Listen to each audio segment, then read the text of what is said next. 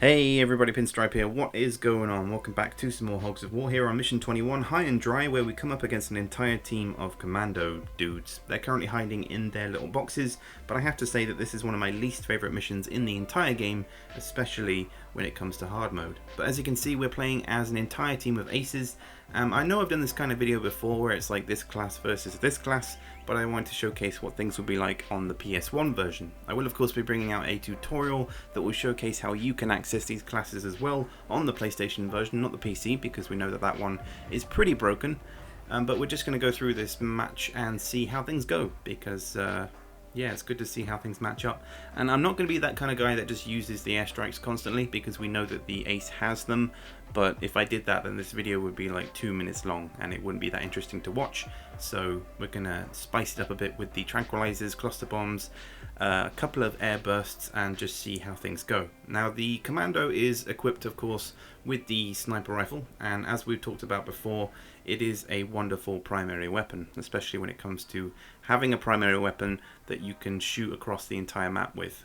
The ace of course is restricted in that regard because you have the tranquilizer, you have a heavy machine gun, and really that is kind of it for rifle based weapons. But the main thing the ace class has is mobility. You've got those 3 jetpacks, so if I were to do this mission correctly and collect the medals at the end of the game, or close to the end of the game once I've destroyed all of the toilets, which is a really weird sentence by the way, it will just be easy for me, because if you compare that to the hero who only has 1 jetpack, you kind of have to make it count. You have to get to that high ground, because you've only got what, 30 seconds, if that, 40 seconds. I think the round times are of course getting smaller as the missions go on, so it just becomes a little bit more complicated. Of course, yes, 30 seconds. So both for the opposition and for yourself, you have to bear in mind the time limit and just make sure that you are using your jetpacks efficiently. I never felt like I had enough room for maneuverability with the hero, because I had to make sure that that single jetpack use was put to good use. Usually that would require me to have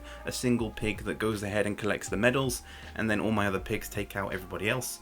But the initial airstrike, which I would usually start with anyway, with the hero, is always a good way to go, because the some of the toilets on the far side of the map are positioned next to where the commandos are hidden, so you can damage those guys instantly. And as I said at the start of the video, I'm only sticking with the 2 airstrikes because it would just be overkill and it doesn't really bode that much interest in terms of a video. I could do it that way, that's just kind of the easy mode, but it's interesting to see how classes come up against each other in a game that doesn't just involve bombs coming down on everybody's heads, because we see that enough in hard mode, especially when you come up against an entire team of heroes. That's another story, and I will showcase that as well in future. But as you can see, the lack of a primary weapon isn't really challenging me too much, because as long as I have some kind of medium distance from the enemy, I can use my airstrikes, and then when I'm up close to them I can go ahead and shoot them with the tranquilizer, because either way, you know, that does some damage.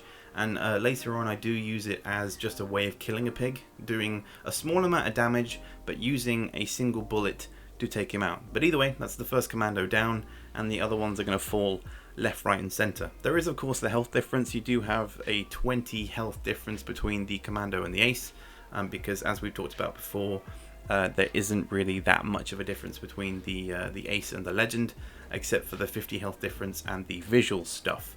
For some reason this commando traps himself in this area, which is something I used to do as a kid. When I just couldn't beat this level, I would try and knock the heroes or the commandos down into this area, because their coding or just their general AI stupidity makes them unable to aim or shoot from this angle. So they always damage themselves by shooting the bazooka directly into the wall, or at least positioning themselves right up against the wall, so they always do damage themselves, which is great for me, because I don't really want to take them out if they're in that area, because if I know that they're going to damage themselves, I can just leave them be and take on everybody else. So here of course I'm positioning myself a little bit closer to the enemy and then using the tranquilizer to take him out from a distance.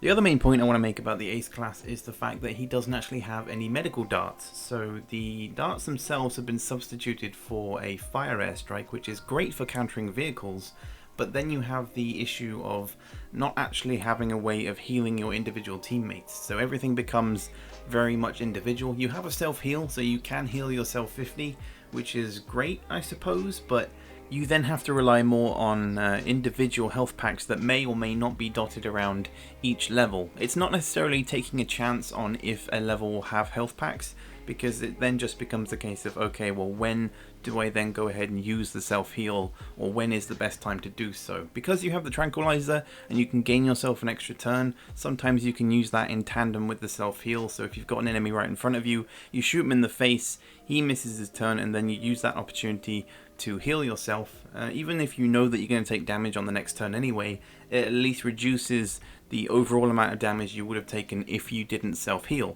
if that makes any sense whatsoever. So because I have a vague plan of action in my head, I figured let's take the time and self-heal. If I didn't, then he'd be taken out by another sniper rifle shot, which is not what I want, because I want to finish with my full team intact.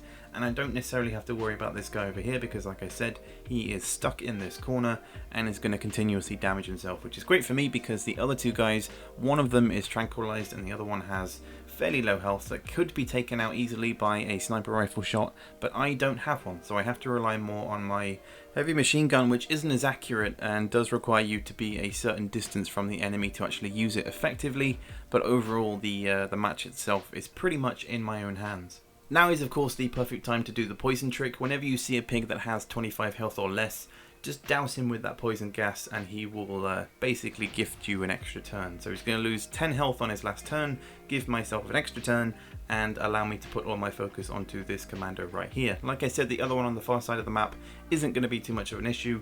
He doesn't have that much health anyway, but he is constantly sniping the ace that is closest to him, which is why I self-healed.